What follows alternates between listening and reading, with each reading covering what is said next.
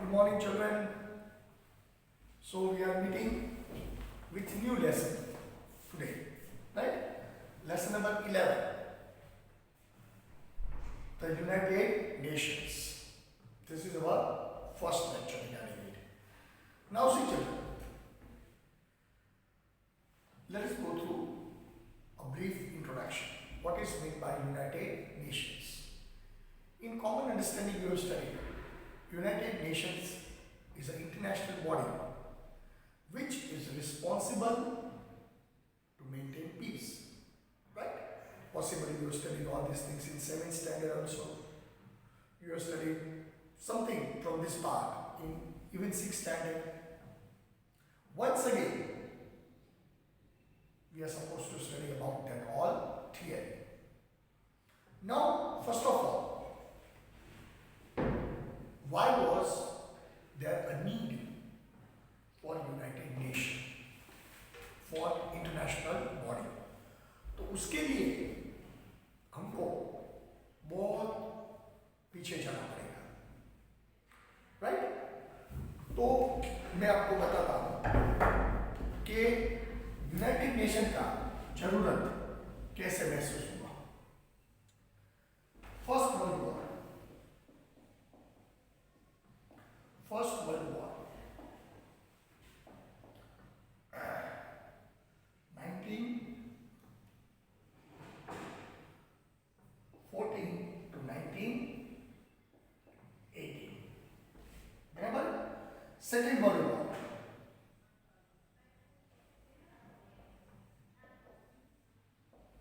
1939 to 1945.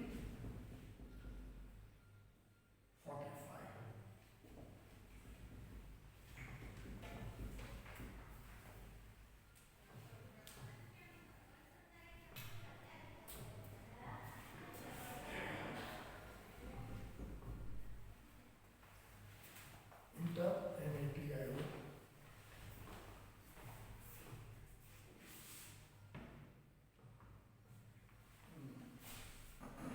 एक spelling मेरा गलत है, स्पेलिंग नहीं, वर्ड एक पूरा गलत है, मैं आपको चेक कर देता हूँ।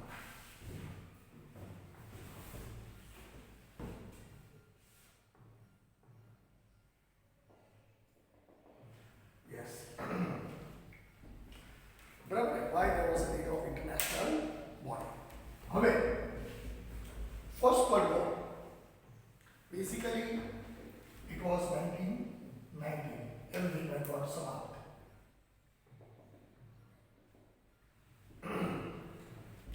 First World War took place in the year 1914 and ended approximately in 1990. After 20 years, that is called from 19 to 39, that is called 20 years. Once again, Second World War broke out. First World War was fought with traditional weapons because at that time that much technology was not developed.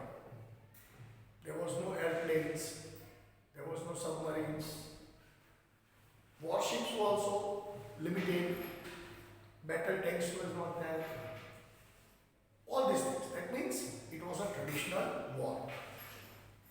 But after that war, the span of 20 years, the rise of fascism in Italy, Nazism of Germany, militarism of Japan, and all the nations preparing themselves for next World War, marked a great progress in science and technology.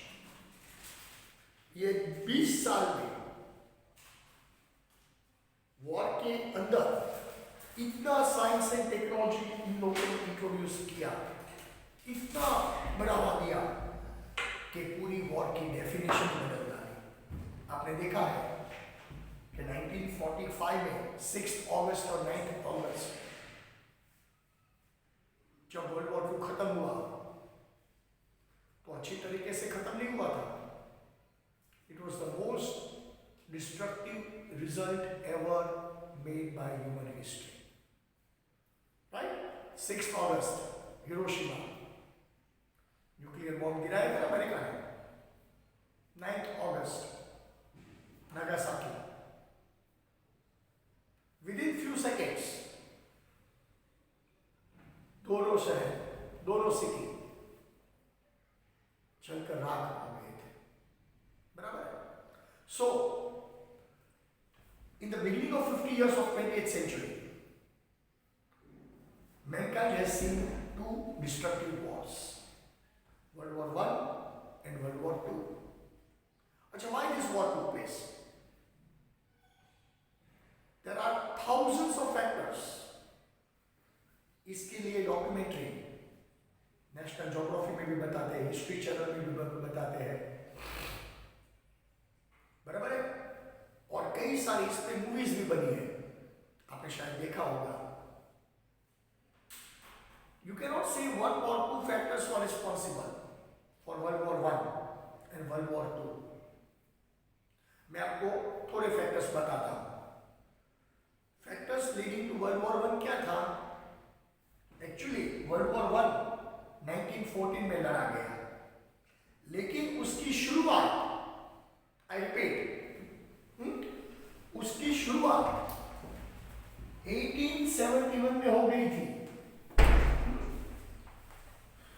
1871 का जो साल था, जहां France और Germany का war हुआ और Germany ने बहुत बुरी तरह फ्रांस को हराया और फ्रांस के जो रिच मिनरल रीजन थे वो जर्मनी ने अपने कब्जे में ले लिए। Germany to control over that regions of France. Definitely France was humiliated, इतना बड़ा अपमान हुआ था। And in end of 19th century you see children, France and England was superpowers because at the beginning of 20th century, you've marked the history, if you search some data, you will come to know that in the beginning of 20th century, that is called 1901, England was ruling over 91 colonies and France was ruling over 54 colonies. आज दुनिया में कितने countries हैं officially recognise?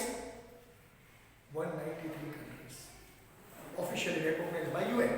बाकी दूसरा 5-8 unrecognised है जिसके बात नहीं करते। 193 कंट्रीज में से तकरीबन 155 कंट्रीज पे फ्रांस और इंग्लैंड ने हुकूमत किया था। Now see, that means 75% of world population was totally enslaved by these two great nations, France and England. सारी ओर से लूटपाट सब मचा रखी थी। Now see, Germany started to rise as a industrial power. कहाँ से शुरू हुआ मैं आपको बताता हूँ, पूरा इंट्रोडक्शन। राइट, उस वक्त फ्रांस और England after geographical discoveries of 14th and 15th century, they owned huge things from 16th and 17th, 18th century. They became rich at the cost of other nations of the world. Asia को गुलाम बनाया, Africa को गुलाम बनाया, Latin America को गुलाम बनाया, and industrial revolution started in England. It was accompanied by France. जैसे आप पढ़े हो ना कि raw material was taken from India. Manufactured goods were goods were manufactured in England. Then same goods were transported to India, colony में, or in this transaction they used to earn exorbitant profit. पूरी दुनिया में ऐसी तबाही मचा रखी थी. So they became superpowers by exploiting, looting the people. Now after middle half of 19th century, Germany started this. Germany joined this war. Actually, I should not have started, but Germany joined this bandwagon. They started to manufacture. Industrial revolution की वजह से they started to manufacture cheap goods and started to transport in the colonies of France and England. जहाँ France और England की चीजें बिकती थी, उधर जर्मनी ने बेच बेचना शुरू किया। जैसे हम देखते हैं हमारे भारत में इंडिया से ज़्यादा सस्ती चाइनीज चीज़ें बिकती है, तो हम कई लोग, आप भी, मैं भी, कई लोग चाइनीज प्रोडक्ट प्रीफर करते हैं ना कि क्या वे सस्ती है। ठीक वैसी तरह जर्मनी ने उस वक्त किया था। फ्रांस और इंग्लैंड की मार्केट को उसने घुसपैठ की थी। है समझ में? Obviously, if Germany takes this step, this would enrich France or England. बराबर? इंग्लैंड कुछ नहीं बोला because England had a huge market and Germany could not penetrate into all the markets of England. Take for example, Germany could not penetrate in Indian market. कभी German product India में नहीं आई, आपने कभी नहीं पढ़ा होगा पूरे हिस्ट्री में। तो ऐसी कई मार्केट थी, लेकिन it was a great danger to France, क्योंकि उसने पहले फ्रांस की मार्केट कैप्चर करना शुरू किया और ये विवाद में दोनों के बीच वॉर हुआ। कब? 1871 में। जर्मनी इतना ही चाहता था, वॉर हुआ, right? That is called battle of Paris. Paris is the name of a place in France where these two army fought. France was defeated, right? And as a part of war fine expense, a huge amount was taken from France by Germany. Not only that, rich mineral territory adjacent to Germany was also controlled by Germany. So it was a very, very huge humiliation for France. इतना बड़ा अपमान हुआ था, कभी France भूलेगा तो नहीं।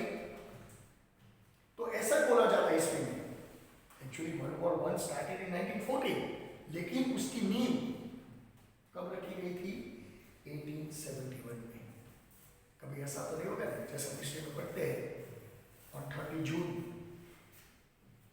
1914 world war one started. तो ऐसा तो नहीं होगा कि 29 जून तक सब सलामत था, 30 जून का दिवस निकला, सबने इकट्ठी किया कि चलो हम वर्ल्ड वॉर करने लगे, सब लड़ाई झगड़ा शुरू हो गया।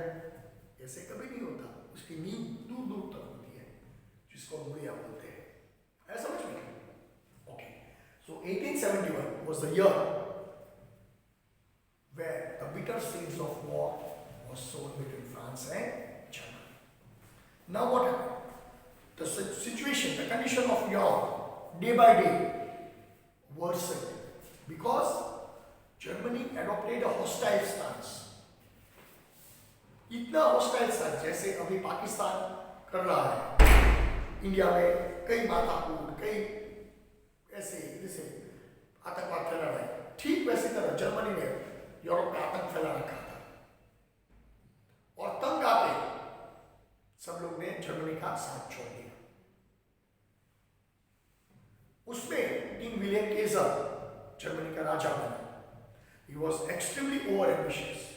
उसके दिमाग में तो ऐसा घुसा भरा था कि यूरोप में दूसरे कंट्री का कोई मैप ही नहीं होना चाहिए। यूरोप का मैप मतलब जर्मनी का मैप, पूरा यूरोप जर्मनी ही दिखना चाहिए, ग्रेटर जर्मनी। और इसी लालच की वजह से आसपास उसने एक्सपांशन शुरू किया। जैसे अभी चाइना क्या थाईलैंड में लड़ता है, बराबर, भूटान में लड़ता है, इंडिया के साथ लड़ता है, ताइवान को ललकारता है, पॉलिसी ऑफ एक्सपांशन। और ये चलते चलते एक समय ऐसा आया कि world war one took place. है समझ में? 5 साल चला। At the end of world war one treaty of Versailles was sign और उसमें जर्मनी हारा। France could not forget the humiliation of 1871. वो भूला नहीं था फ्रांस। है समझ में? जर्मनी ने जो उसके साथ किया था, ठीक वैसा बर्ताव फ्रांस ने जर्मनी के साथ किया। 1919 में the Treaty of Versailles, when Germany was defeated in World War I, unconditional surrender करना पड़ा। तो जर्मनी का जो मिनरल रिच रीजन है, रूरलैंड और राइन नदी के आसपास के विस्तार, वो फ्रांस ने ले लिए। जर्मनी पे $66 बिलियन उस वक्त के वॉर फाइट लगाया इंग्लैंड और जर्मनी, फ्रांस दोनों इकट्ठे मिलकर ट्रीटी ऑफ वर्साइल्स के लिए, और जर्मनी को ऐसा रुइन कर दिया, ऐसा तबाह कर दिया कि अगले 100 साल तक कभी जर्मनी अपने पांव पे खड़ा नहीं हो सकता, इतना तबाह कर दिया था। क्योंकि ये घटना फ्रांस ने सूद समेत वसूल की थी, राइट। जर्मनी खत्म हो गया था, इतनी महंगाई बढ़ गई थी, इतने लोग परेशान थे जिसकी कोई सीमा नहीं, और इंग्लैंड और फ्रांस ने लूटपाट मचा रखी थी। People were in search of a saviour, क्या करें, कोई तो हमें इस हालत में से बाहर निकाले, बचाए। और थोड़े साल के बाद हिटलर का आगमन हुआ। Basically Hitler fought from side of Germany as a soldier in World War I. But because of war, he was injured. He lost his eyesight. 3-4 साल तक तो उसकी आँख की रोशनी चली गई थी। उसका ट्रीटमेंट हुआ, फिर रोशनी वापस मिली। 1926 में उसने एक डिससेटिस्फाइड लोगों की पार्टी बनाई, जिसमें सोल्जर्स थे, डिससेटिस्फाइड रिटायर्ड सोल्जर्स थे, नेशनलिस्टिक जर्मन्स थे, इंडस्ट्रियलिस्ट थे, कॉमन पीपल थे, और अपनी फायरिंग स्पीचेस की जैसे अभी नरेंद्र मोदी की स्पीचेस आती है तो कैसे लोगों को जागरूक कर देते हैं, हम देखते हैं, बराबर है। वहाँ भी आप कभी भी नरेंद्र मोदी का कोई भी स्पीच या भाषण सुनो, आधे घंटे तक तो लोग नारा ही लगाते हैं मोदी मोदी करके। उससे भी कई गुना पॉपुलैरिटी हिटलर ने कमाई थी, and people of Germany was looking at Hitler as a saviour, क्योंकि इतनी फायरिंग स्पीचेस देता था। आप नेट पे सर्च करो speeches of Hitler at the time of world war II, और उसके पहले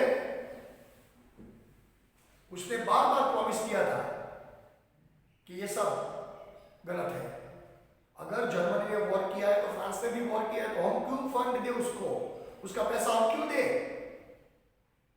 सबको अपनी मातृभूमि अच्छी लगती है, सबको अपनी मातृभूमि से प्यार है। और this ignited the spirit of nationalism among German people. Hitler को अपना लीडर बना लिया। 1929 के इलेक्शन में उसने जो पार्टी बनाई थी, नाजी पार्टी, वो कंटेस्ट हुई, लेकिन इतनी सीट नहीं मिली कि जिससे वो सरकार बना सके। हिटलर का इतना बड़ा राइज हो गया था, फ्रांस और इंग्लैंड को जबरदस्त डर होने लगा जर्मन सरकार को बोल के, क्योंकि वो पपेट सरकार थी फ्रांस और इंग्लैंड की। जर्मन सरकार को बोल के हिटलर को जेल में डालना पड़ा। He went to jail. Jail में उसने एक बुक लिखी थी, मेन कैफ, अंडरस्टूड? उसने एक बुक लिखी थी, main Kaif, main Kaif, KAIEF, main Kaif, KAIEF, मतलब ये जर्मन लैंग्वेज में थी, जिसका नाम था माय स्ट्रगल। इतनी पॉपुलर बुक हुई, इतनी पॉपुलर हुई, और इतना लोगों को एनकरेज किया, तो जब वो 1929 में जेल में गया था तब वो एक सामान्य एडोल्फ हिटलर था। जब वो 1932 में इतना जर्मन लोग का प्रेशर बढ़ गया सरकार पे, उसको रिलीज करना पड़ा, छोड़ना पड़ा। तो इसका मतलब क्या हुआ, जब वो जेल में गया था तब एक कॉमन सिटीजन था। जब 1932 में वो बाहर आया तो वो नेशनल हीरो बन गया था। उसी वक्त इलेक्शन हुए, फिर नाजी पार्टी ने कंटेस्ट किया,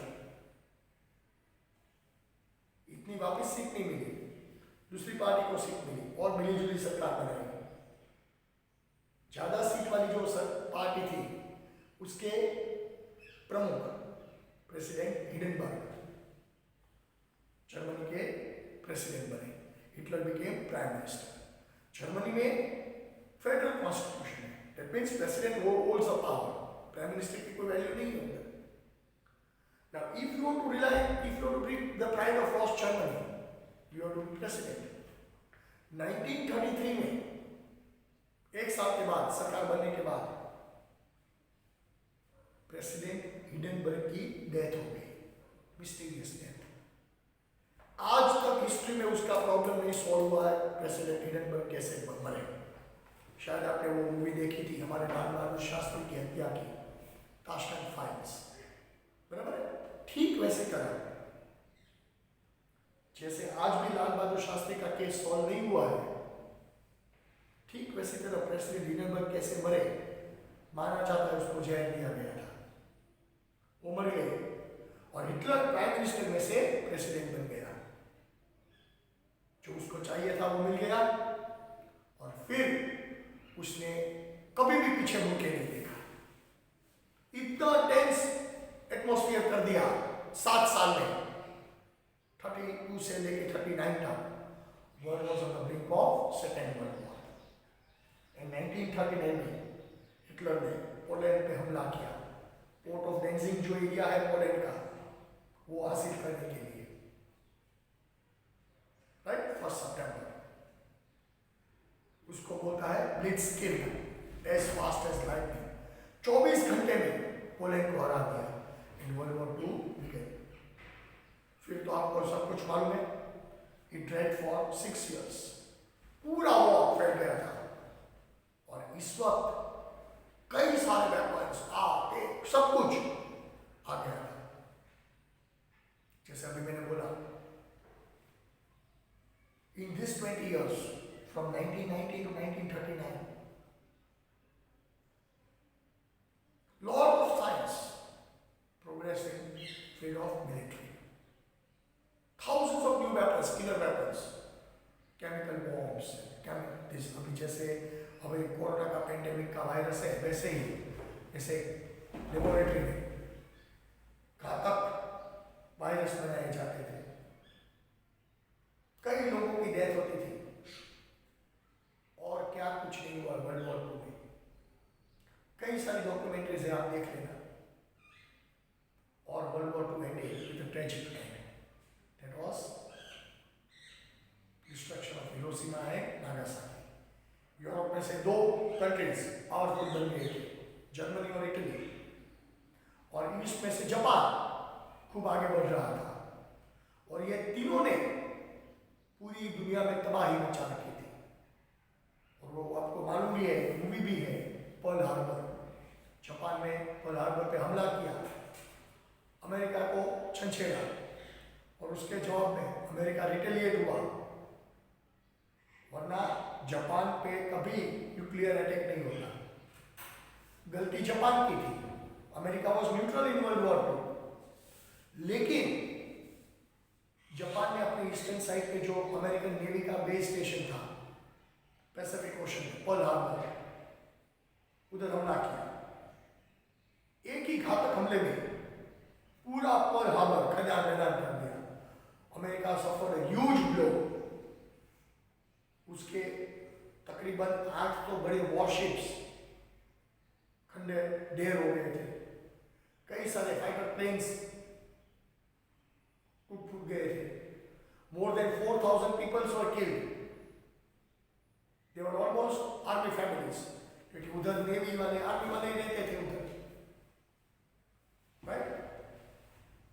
तब जाके अमेरिका ने वॉर में भाग लिया। Then at that time, after the incident of 1942, जब पर्ल हार्बर की घटना हुई, उसके बाद जब अमेरिका वॉर में एंटर हुआ, तब जाके वॉर वर्ल्ड वॉर 2 बना, राइट। अमेरिका की एंट्री की वजह से ये जो एलाइड कंट्रीज थे, फ्रांस, इंग्लैंड वाले, उसको नया जुनून मिला, जोश मिला, वेपन्स मिले, और सबने मिलके पहले इटली को हराया, फिर जर्मनी को डिफीट किया। ऐसा माना जाता है कि हिटलर ने जो रशिया पे हमला किया था, रशियंस ने बहुत करारा जवाब दिया, जर्मन्स को भगाया, और ऊपर ऊपर से नॉर्थ ईस्ट में रशियंस ने जर्मन्स को भगाया, साउथ वेस्ट में से अमेरिका, फ्रांस और इंग्लैंड ने, तीनों सेना ने मिलकर घातक हमला किया। आज बर्लिन 1945 में जून में पूरी तरह घिर चुका था। आप कभी नेट पे सर्च करना 6 जून 1945, हिस्ट्री में उसका नाम है लॉन्ग डे बैटल, सबसे लंबी बैटल वर्ल्ड वॉर 2 की 6 जून को लड़ी गई। चारों ओर से जर्मनी को घेरा गया। हिटलर ने lost everything. He was fear कि अगर मैं जिंदा पकड़ा गया तो क्या नहीं होगा। तो ऐसा माना जाता है कि उसने अपने बंकर में सुसाइड किया। पहले अप्रैल में इटली ने सरेंडर किया था, जून में जर्मनी ने सरेंडर किया। अब पूरी ताकत एलाइड फोर्सेस ने जापान पे लगा दी थी। Japan was not ready to surrender. India तक पहुंच गया था। आपने पढ़ा है ना सुभाष चंद्र बोस वाला issue. In order to bring the war to an end, the allied nation, that is called in America, England, France और उसके साथीदार एक जबरदस्त घातक स्टेप लिया। बराबर 6 अगस्त को हिरोशिमा पे न्यूक्लियर अटैक हुआ। वार्निंग कुछ नहीं दी गई थी, फिर भी जापान लड़ता रहा। Japan was not ready to surrender. फिर 9 अगस्त को दूसरा अटैक हुआ नागासाकी में, तब भी जापान लड़ता रहा क्योंकि उसके 2 बड़े सिटी ढेर हो गए थे, लेकिन जापान का जुनून कायम था। फिर जाके अमेरिकन फाइटर बॉम्बर्स ने after 9th, that is called 10th and 11th, leaflets बरसाए कि attention Japanese city, Japanese people, ask your government to surrender. अपनी सरकार को बोलो सरेंडर करे, elsewhere get ready for third attack. अगर आपकी सरकार ने सरेंडर नहीं किया तो तीसरे हमले के लिए तैयार हो जाओ। और जाके 16 अगस्त को जापान ने सरेंडर किया। वर्ल्ड वॉर 2 खत्म हुआ, but it was a tragic and towards the end of world war 2, क्योंकि न्यूक्लियर टेक्नोलॉजी सबके सामने अमेरिका ने रख दी थी। विद इन फ्यू सेकेंड्स, आज भी नेट पे कई सारे वीडियोस है हिरोशिमा नागासाकी के, आप देखना, पूरा सिटी जल के राख हो गया था। जो दूर थे एपिसेंटर से वो तरफ तरफ के मरे थे, और शरीर में इतना रेडिएशन घुस गया कि ह्यूमन बींग्स की पूरी डीएनए प्रिंट खत्म हो गई। आज भी 80 साल के बाद जापान में फिजिकली एबनॉर्मल चिल्ड्रन का बर्थ होता है। पूरी डीएनए प्रिंट खत्म कर दी थी न्यूक्लियर रेडिएशन। तो ये सब देखा, हॉरिफाइंग इंसिडेंट। तो ये मैंने आपको 1871 से लेके आज तक का समझाया, वर्ल्ड वॉर 1 का समझाया, वर्ल्ड वॉर 2 का समझाया। Now people were in search of peace, no more wars. खूब लड़ लिया, पूरे देश साफ हो गए थे, इकोनॉमी खत्म हो गई थी, क्योंकि एक भैया देखो 6-6 साल तक जहाँ युद्ध चलता है वहाँ क्या कुछ बचता है। अभी मान लो ये कोरोना काल चल रहा है, आप सब घर पे बैठे हो, हम स्कूल में बैठे पढ़ा रहे हैं मोबाइल के जरिए, तो भी अच्छा नहीं लगता। 6 महीने हुए हैं, तो एक आप बात सोचो, 6-7 साल तक जब युद्ध चला होगा तो बच्चों लोग की क्या हालत होगी। स्कूल, कॉलेजेस, हॉस्पिटल्स, इंस्टीट्यूशंस, पूरे सिटी के सिटी खत्म हो गए थे। यूरोप में जब 1945 में वर्ल्ड वॉर 2 खत्म हुआ, यूरोप को रीबिल्ड करना 10 साल लग गया। आज हम जो यूरोप देख रहे हैं, आप किसी भी देश ढूंढो, बहुत बढ़िया सुंदर देश बनाए हैं। आज आप जर्मनी देखो, फ्रांस देखो, इटली देखो, इंग्लैंड देखो, आप कभी कल्पना नहीं कर सकते कि भाई 70 साल के पहले ये पूरा खंडेर हो गया था, खत्म हो गया था, पूरे सिटी के सिटी नष्ट हो गए थे। People understood there is nothing in war. Understood? There is nothing in war. क्योंकि वर्ल्ड वॉर 1 जब खत्म हुआ तब ट्रीटी ऑफ वर्सलस बना, और ट्रीटी ऑफ वर्सलस में जो बड़े कंट्रीज थे जिसने जर्मनी को हराया था, उसका उसमें सेल्फिश मोटिव था, और इसकी वजह से वर्ल्ड वॉर 2 बना। Actually world war 2 is a part of world war 1। World war 1 का बदला लेने के लिए जर्मनी ने वर्ल्ड वॉर 2 शुरू किया था, ऐसा माना जाता है history. Now almost we have fought 2 destructive wars, and now there is no place of war. So there was a need of such an international body which could prevent all these pangs of war. कि कोई भी problem का solution war नहीं है। आओ आपस में बैठ के बातें करें, कुछ हल निकालें, क्योंकि वॉर में किसी भी देश का भला नहीं होता, किसी की जीत नहीं होती। जो जीता हुआ देश है उसको भी नुकसान तो सहन करना ही पड़ता है। जैसे वर्ल्ड वॉर 1 और 2 में इंग्लैंड फ्रांस जीते थे, लेकिन वो भी तबाह हो गए थे, पूरी इकोनॉमी कोलैप्स हो गई थी, खंडहर बर्बाद हो गए थे। जापान ने जुनून दिखाया था, क्या मिला लास्ट? आज वही जापान विश्व शांति की बात कर रहा है, क्योंकि उसने सब कुछ देखा है, सहा है। Right? So there was a need of an international body which could control all this activities of war. और मैं आपको एक बात बता दूं, 1942 में जब एक तरफ वर्ल्ड वॉर 2 फुल स्विंग में था, हिटलर ने पूरा यूरोप जीत लिया था इंग्लैंड को छोड़ के। अभी उसका फोकस रशिया पे था, रशिया पे हमला किया, रशिया से घातक जवाब दिया, वॉर स्टार्टेड टू ड्रैग। उसी वक्त अमेरिकन प्रेसिडेंट वुड्रो विल्सन ऐसे सोच रहे थे कि भाई ये परिस्थिति खत्म करो, ये परिस्थिति समाप्त करो, बहुत हो गया, 3 साल से लड़ रहे हैं, we should do something to stop this war. तो ये कॉन्ट्रास्ट हुआ था। एक साइड वर्ल्ड वॉर 2 अपनी चरम सीमा पे था,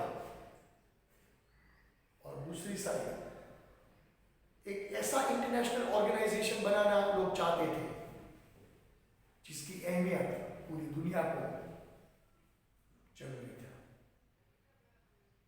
right? And this is how, भले यूएन 1945 में आया, लेकिन यूएन का आइडिया 1942 में से आ गया था। ऑफिशियल उसका जन्म करवाया गया 1945 में। आया समझ में? तो ये आधे पौने घंटे मैंने आपको पूरा हिस्ट्री बताया, why this UN was established in 1945। 1945 में जो यूएन का जन्म हुआ, उसकी नींव 1871 में रखी थी, जिसके बाद वर्ल्ड वॉर 1 हुआ, उसके बाद 2 हुआ, सब कुछ खत्म हो गया, बिखर गया था, crores ऑफ पीपल डाइड, पूरा यूरोप खेदान बेदान हो गया था, जापान खत्म हो गया था, राख का ढेर बन गया था। और उसके बाद 1945 के बाद जो गुलाम कंट्रीज थे इंग्लैंड और फ्रांस के, वो एक के बाद एक आजाद होने लगे। इंडिया से शुरुआत की 1947 में से। तो ये जो नए नए कंट्रीज लिबरेट हुए हैं, वो शायद तीसरा वॉर ना करें, इसलिए एक इंटरनेशनल बॉडी की जरूरत थी जो सब कुछ संभाल सके। एंड ये पैगाम अमेरिका ने रखा था। Understood? So let us see. There was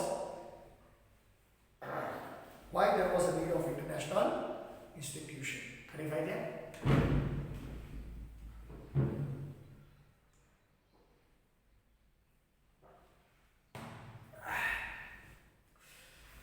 Page number 84. Massive destruction was caused in most of the countries during the World War II. People of the world wanted peace. ये तो कुछ नहीं है, मैंने आपको पूरा इतिहास पढ़ा दिया एक घंटे में, right? Historical experiences proved that it was essential to establish an international organization and safeguard peace of the world. United Nations, different countries to promote international cooperation. इसकी जरूरत महसूस होने लगी, बराबर है? The idea of international organization was presented by Woodrow Wilson. मैंने बोला ना 1942 में अमेरिकन प्रेसिडेंट वुड्रो विल्सन का आइडिया आया कि भाई चलो कुछ करें. The President of United Nations. As a result, the League of Nations were established in 1920. League of Nations बड़े मेंबर का देश था, अपने सेल्फिश मोटिव था और अपने फायदे के लिए जर्मनी को ऐसा पूछना गया था. मैंने सब कुछ समझाया आपको कि अगर जर्मनी राइज हुआ, अगर जर्मनी वापस खड़ा हुआ तो इसका घातक परिणाम आ सकता है. ऐसा ही हुआ. हिटलर का जन्म ऐसे ही हुआ था. हिटलर ने जर्मनी को खड़ा किया था. क्यों? वर्ल्ड वॉर 1 का बदला लेना था. Because rank injustice was done to Germany in treaty of Versailles. और ये लीग ऑफ नेशंस ने भी पूरा तमाशा ही देखा था. समझ में? With an objective of maintaining peace and cooperation at the international level. This was the first effort to establish any such international institution. लेकिन ये इंटरनेशनल इंस्टीट्यूशन फेल हुआ. है समझ में? For certain period of time, League of Nations tried to prevent war between nations by solving the disputes diplomatically. 1919 में league of nation बना, 26 तक बहुत अच्छा काम किया. लेकिन जब हिटलर का पॉलिटिक्स में एंट्री हुई जर्मनी में, तब जाके हिटलर ने लीग ऑफ नेशंस की धज्जियां उतारी थी. He just considered Treaty of Versailles as a piece of paper. League of nation को वो मानने को तैयार ही नहीं था. जो सैंक्शन लीग ऑफ नेशंस ने जर्मनी पे लगाए थे वो सब कैंसिल करवा दिए और अपनी मनमानी करनी शुरू कर दी. फिर भी अगर लीग ऑफ नेशंस चाहते, क्योंकि लीग ऑफ नेशंस में कौन थे? अमेरिका था, फ्रांस था, इंग्लैंड था, वो हिटलर को दबा सकते थे, उस वक्त कंट्रोल कर सकते थे. क्योंकि उस वक्त हिटलर इतना फेमस नहीं था, इतना पावरफुल नहीं था. लेकिन अपने सेल्फिश मोटिव के लिए, अपने मतलब के लिए लीग ऑफ नेशंस ने कुछ नहीं किया. जापान मंचूरिया को लाटने लगा, कुछ नहीं हुआ. जापान ने रशिया पे हमला किया, कुछ नहीं हुआ. चाइना बिखर गया, कुछ नहीं हुआ. क्योंकि सबका अंदरूनी स्वार्थ था और अपने ही बात से लीग ऑफ नेशंस टूट पड़ा. पर लीग ऑफ नेशन ने जो न्यूट्रल भूमिका निभाई होती ना, if league of nation acted neutrally, I can challenge and tell you there would be no second world war. Second world war में जितनी गलती हिटलर की थी, उससे भी ज्यादा गलती लीग ऑफ नेशंस की थी. आप ढूंढ लो कोई भी बुक, मतलब जो भी कहे, जितनी गलती हिटलर की थी ना, उससे कई गुना ज्यादा गलती लीग ऑफ नेशंस की थी. क्योंकि भैया एक हाथ से तो कभी ताली नहीं बचती. ये लोग ने हिटलर को विलन बना दिया. हिटलर ऐसा था, हिटलर ऐसा था, हिटलर ने किया, वो किया. लेकिन मेरा सवाल ये है, हिटलर ने ये सब क्यों किया? क्योंकि आपने उसको उकसाया था, आपने उसके साथ इनजस्टिस किया था, इसीलिए हिटलर को ये सब कुछ करना पड़ा. और जो भी किया था अपने देश के लिए किया था. दुनिया कुछ भी बोले, लेकिन आज भी जर्मन लोग हिटलर को इतना ही प्यार करते हैं. समझ में? तो सब ये इंटरनेशनल बात है. For certain period of time, the League of Nations tried to prevent war between nations by solving the disputes diplomatically, but failed in protecting weaker nations from being attacked. Fail नहीं हुआ था, उसका selfish motive था. Manchuria पे हमला किया Japan ने, Manchuria ने कंप्लेंट दर्ज करवाई लीग ऑफ नेशन में, कुछ नहीं हुआ. चाइना ने कंप्लेंट दर्ज कराई, कुछ नहीं हुआ। छोटा सा देश इथियोपिया, एबेसिनिया, इटली ने कॉन्कर किया, एबेसिनिया ने कंप्लेंट किया है लीग ऑफ नेशन में, कुछ नहीं हुआ। क्योंकि लीग ऑफ नेशन को अपना स्वार्थ था, वो अपना फायदा देखता था, समझ में।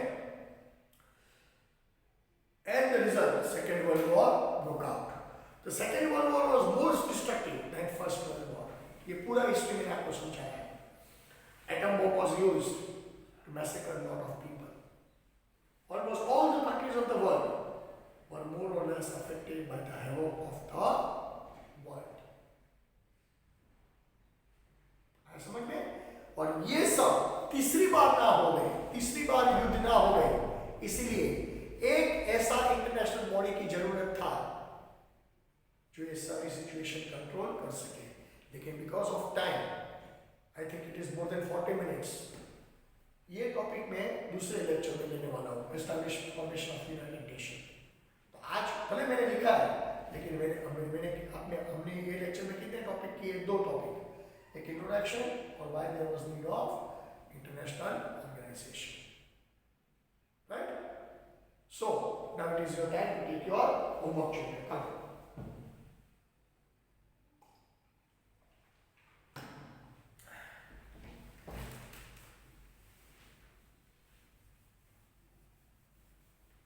I hope मजा आ रहा है लेक्चर में, हैं? मैंने डिटेल में ये लेक्चर में क्यों आपको समझाया? ताकि आपको कुछ समझ पड़े, right?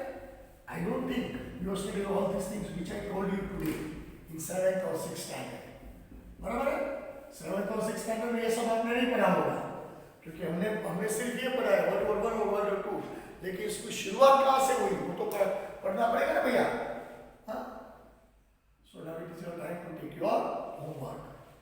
Question number 1, only one question. Why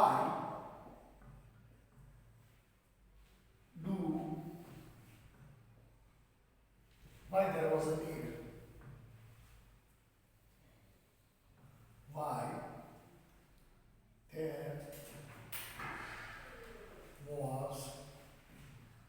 was a need for international